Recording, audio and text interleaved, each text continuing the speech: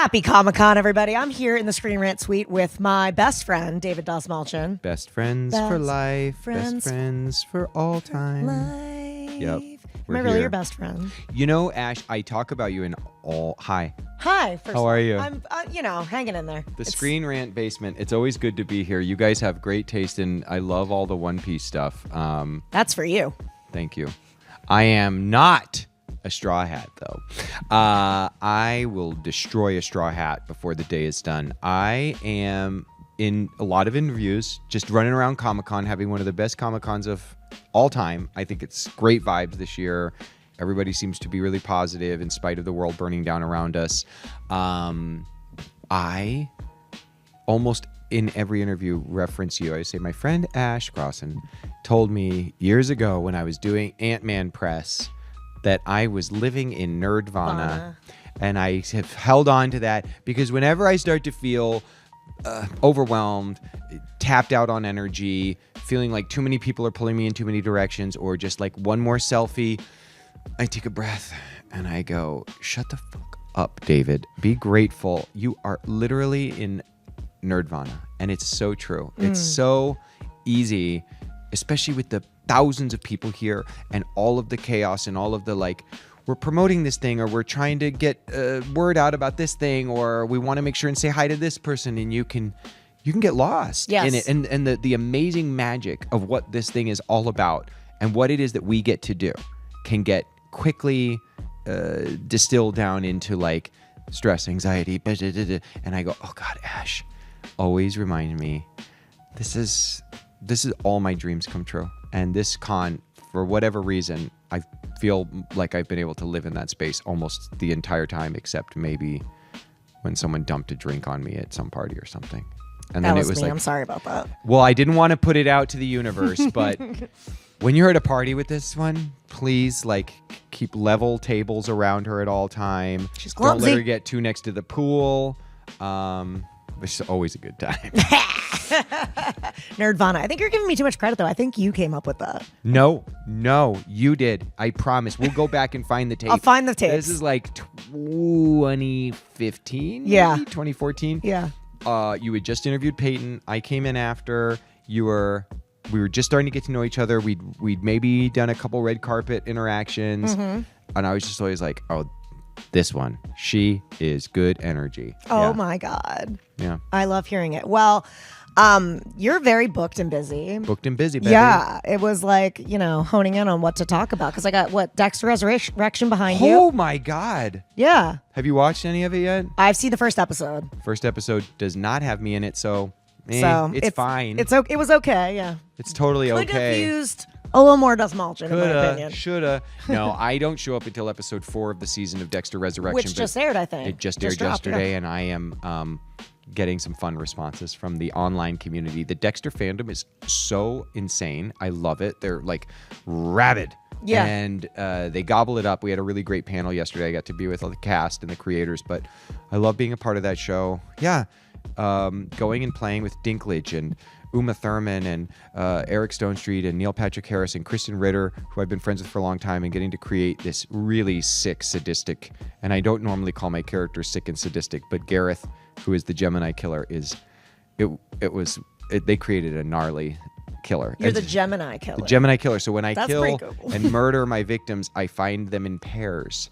So, and it's sad. It's like a father and his little boy, a couple who are, and then I pose them together, and I always have them holding hands. The Gemini killer. So I'm the #1 most wanted FBI serial killer.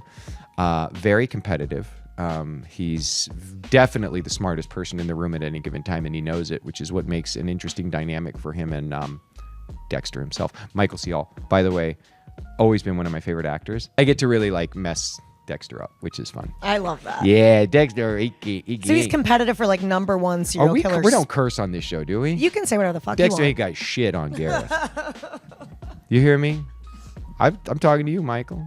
Dexter ain't got shit on Gareth. But I am booked, busy, and blessed. I was the DJ of the 5th grade dance at my kid's school recently. That's exactly what I wanted to bring up. Prepping for... That's actually more pressure than I felt walking onto the set of any number of, giant films. Like when your 11-year-old school calls and asks if you will DJ their dance, and then you have to go to your 11-year-old and go, so the school wants to know if I'd be, the DJ at your school. No way. I was like, okay, I won't do it. And then he came back and he was like, I guess maybe it'll be all right. And he's like, no. And I mean, that was a lot of pressure. Prepping for trunk or treat, which is, Halloween, I think about all year round. We're going to decorate the car for the kids' school Halloween stuff. But, entertainment stuff? Yes. Dexter. Murderbot is out right now. I'm very proud of that. Which is massive. It's massive. It's one of those things that you do, and while you're making it, you say to yourself, it's like how I felt when I was making Late Night with the Devil, where I was like, this is so special. It's so unique, and I don't think there's ever been something quite like this, and I love it so much that no one's ever going to see it. It's just that like, maybe it's self-protection. I don't know. Maybe it's like fear, future tripping, whatever that I remember making Murderbot and just thinking, this show is so special and it's so weird that people are going to it's not going to get seen. And then now that it's built this amazing audience and the fans really love it, and that people who were fans of Martha Wells' book series, to which the book is now, the series is based, seem to really approve of what we've done, makes me feel so grateful, because Martha is a genius. But Chris and Paul Weitz, who've adapted it, are geniuses themselves. And Skarsgård carries that show, and I get to just be a little part of it. It's a awesome experience. Yeah. And One Piece. So Mr. 3, even though he's Mr. 3 in the Baroque works, he's going to be number 1 in your hearts. He shoots candle wax out of his hands. As far as I know, I think that's the only place that he shoots candle wax. Yeah, candle wax. He ate the wax fruit. So I don't know, in the lore of One Piece mythology, which is one of the most brilliant constructs of a mythology I think that's ever been created, because I'm a big comic book fan, you know that. I love the worlds that are created. Baby. But Oda, who created One Piece, who's been creating this for decades, the specificity and the way in which people get their special and unique superhuman abilities is most of the time from eating different fruits. And the wax fruit that Mr. 3 ate, which gave him this ability, not only can I shoot wax, and control wax, which actually hardens, it becomes like cement. But also there's flame that goes with it. Like the candle would have a fire at the end of it. And I don't know if you know this about me, Ash. I feel like we know each other really well. You know a lot about me. I'm a candle nerd. If it goes comic books, I did not know this. Comic books, movies, music, candles. Yankee, Bed Bath & Beyond. I have no... Bath & Body Works. No. This is the thing, because I am a candle snob. Or not a snob. I'm a candle junkie. Elitist. But I'm not an elitist, because I got a gorgeous, beautiful $120 candle for Christmas this year that I love, and it stays in a special place that I can only light at special times because I love it. But I will get, the grocery store has a sale on the Yankees, and it's the right smell and the right flavor. I love candles. Christmas cookie. Yeah. Thank you. It's vanilla bean latte. Oh, is the way to my heart. Yep. Recent announcement, Street Fighter. Yeah. I know you can't say much, but playing M. Bison, what does it mean to take on that character, and what excites you most about this adaptation? I never ceases to amaze me when someone thinks that I'm the right person for a role in anything, and I keep pinching myself. I feel so... I know how lucky I am. This industry and this business and being an actor is so hard. It's so hard to get a job, let alone when I look at the number of times people have given me an invitation to go and play in these incredible, fantastical worlds, from the Suicide Squad to Dune, all the way, back to my first movie, The Dark Knight. So now... William Fincher was just in here. Really? Yeah, he was. What a great scene. Yeah. What do you believe in? I believe that whatever doesn't kill you. Well, anyway. Makes you stranger. So I just pinch myself. I'm so excited. Nervous, of course. It is a huge challenge. I have very big boots to fill. The thing about these kinds of experiences that is grounding and helpful for me is the history. Now I'm 50 years old, and I've been on stages since I was about 18, and the approach that I would take to, an Ibsen play, or if I was doing, Shakespeare, Tennessee Williams, William Inge, Edward Albee, you name it, is the same way that I approach all the work. Like there is a way in which I can get in the door. So even though there are these massive worlds that I get to enter, like One Piece or like say Street Fighter, where you can easily get lost in the sauce and get overwhelmed by the largeness of it. And also the fact that these are properties, these are characters, these are stories that have such special places in the hearts of millions of people like me. I go see Superman. I have deep, hopes and expectations for things. So you have to kind of set all that stuff aside, and then you do the work that you love to do as an actor, and let your imagination and the tools that you have and that you've been building hopefully rise to the occasion. And the thing that I'm the most excited about is the director. I've gotten to start to know him really well. He is amazing, and when a director has a vision that you go, oh, that's awesome. That's really exciting. Yeah. Who's your fighter? When I'm playing? So I just got back in on the game because I used to always be a Blanca. And then now I'm Bison. I don't lose. I'm being honest. I'm not trying to brag or anything. Yeah. I was at the mall playing the other day. I heard a tisk from I didn't lose. I allowed someone I was playing with to feel good about themselves, because I also have a lot of benevolence and generosity as a Street Fighter player. And I was playing Street Fighter 2 at the mall. There was a whole row of kids, and each one of them cried afterwards. And then, but yeah, I may have let somebody win once because I care, and I want everybody to be able to eat. Okay. That's what I just heard from the wings. I have that effect on people. From the peanut gallery. You mentioned Superman. Do you think he'll show up in DC again? Different character you want to play, or Man, you and James talked about that at all? Never. We've never talked about it. I don't believe you. We talk a lot. No, I talk to James all the time. He's one of my best friends. But it's interesting when you really are close to somebody.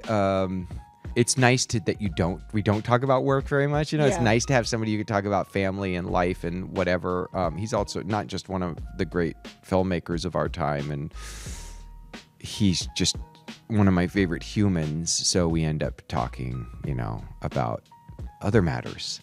And I always love hearing what he's up to and what he's doing. And he's the busiest person I know, and he's got, the biggest weight on his shoulders of anyone in Hollywood, and he's carrying it with grace and with amazing, just inspiring presence and leadership. And I have now seen Superman multiple times.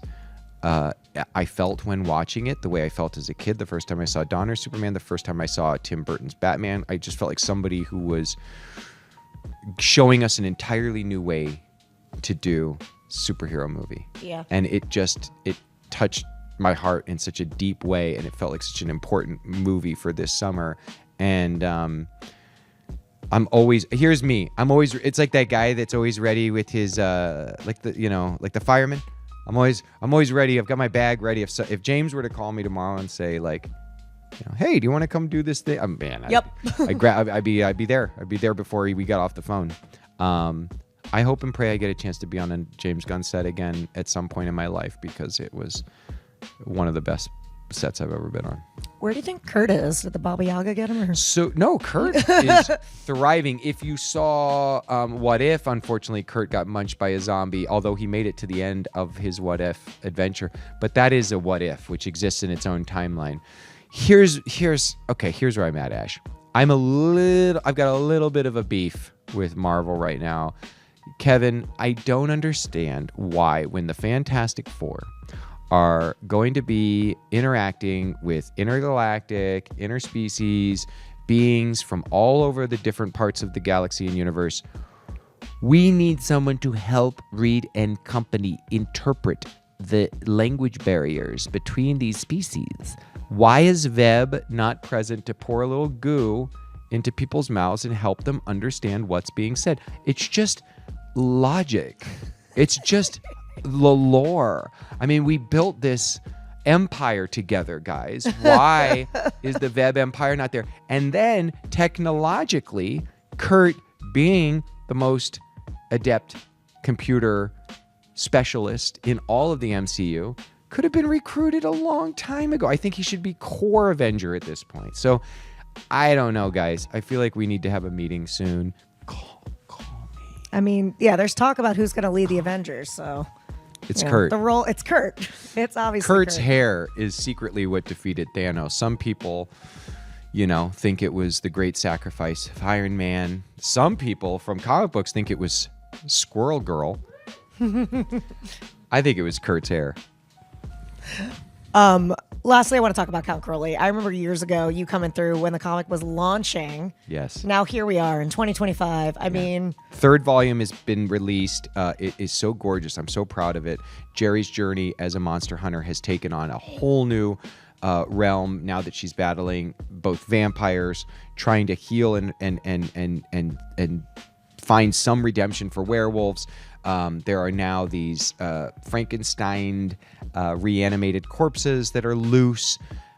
I love getting to tell that story. I want to keep telling that story. I am manifesting right here with you, Ash, in the Screen Rant basement, that there is going to be Count Crowley toys on the shelf here in the very near future at Comic-Con, because I believe it would make an amazing live-action TV series. I was wondering that. I think it would make an amazing story told in other... So I am exploring the possibilities. And comics, thankfully for me, and writing have continued to be such a satisfying and exciting and still scary way of telling stories and connecting with people. I got to do an amazing honor of handling the Creature Commandos comic book series for DC over the last year. Our new trade paperback is out.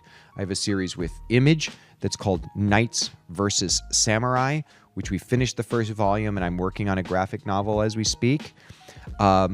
Just this week at Comic-Con, I got to announce Through, which is... I don't know, if anyone was a big Vertigo fan in the 90s, but those books that really explore darker, more psychological themes, and in an intricate, otherworldly labyrinth, I'm telling the story of a young woman who is struggling deeply with compulsive control and a need to be in control of everything in her life, and ends up nearly dying. And when her life is saved by this mysterious old man, tries to figure out where he came from and uncovers this mystery that leads to this other world. Kind of like Alice Through the Looking Glass, but in a modern, maybe Guillermo del Toro inspired, Terry Gilliam inspired world. Kat Staggs has done the art. David Mack, who's amazing, did our cover. That's coming from Z2. And then I'm headed in just a minute to do a panel with my longtime creative partner, Leah Kilpatrick, where we're announcing a new book from Panic Publishers, which is going to be all about monsters and their helpers. And I can't wait for you guys to read that. So sorry to go on a rant there, but I just being here at Comic-Con. Look where you are. I know. And us talking about Crowley and the doors that Crowley opened for me. The fact that people thought that was a comic worthy enough to keep reading and keep buying it was the fuse that got lit. And I've been dreaming up these ideas for 5 decades, and now I get to share them. And I'm so lucky. I'm so grateful. I'm so grateful for you. I'm so grateful for Comic-Con. I'm so grateful that places like Screen Rant exist, because I know nerds like me love to go there every day and see what's the haps. What's the haps? Yeah. I was gonna say that too. You're not as old as me. You shouldn't be saying Happy those birthday. old terms. Thanks. It's my birthday. You can send gifts to David Dastmalchian Presents in care of P.O. Box. No, I don't know. Sorry. Send them to Screen Rant. They'll get them to me. Yeah, send them to me. I'll get them. My last question: has this been your favorite interview, or? This is hands down the best interview that I have done at San Diego Comic-Con, and I've done a lot of really great interviews. Yeah. Barbara Walters just was with me down the way. They say I'm the Barbara Walters of Comic-Con. You know what's great about you, Ash? Tell me. Not only what I like coming to do interviews with you because it feels to me like the experience I would have if I was actually on on a late show, like on a talk show. That's my dream. I could totally see you hosting. And by the way, to everyone that's saying late night is dead, don't believe the hype. The bully, he just wants to scare everybody because we don't like him. And kiss our collective asses.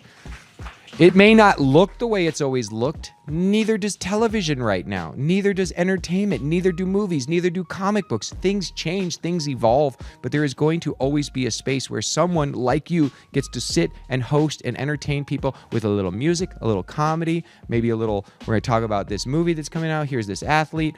You're so good at doing this, but it's fun. And it always feels like, I feel like this is my experience of what it's like to have, in the 70s, we would have been on your late night talk show doing it. So this is kind of where this is moving, and you're so good at it. Thank you for saying that. That's so nice. You're my favorite person to interview, and you know that. Favorite person to interview. That's the news out of Comic-Con. Put it up.